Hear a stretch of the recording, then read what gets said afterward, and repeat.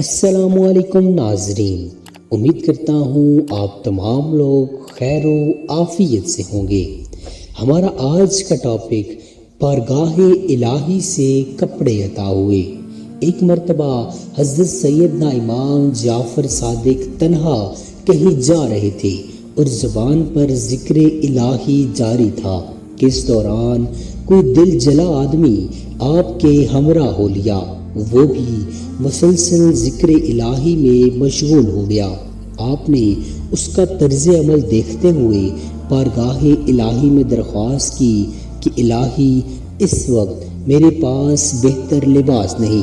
اسی دوران غیب سے آپ کے لیے ایک بیش قیمتی لباس نمودار ہو گیا جسے آپ نے زیب تن کر لیا۔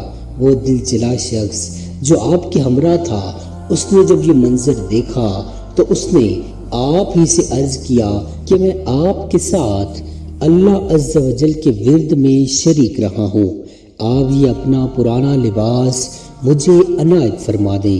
چنانچہ حضرت سیدنا امام جعفر صادق نے اپنا پرانا لباس اسے عطا فرما دیا۔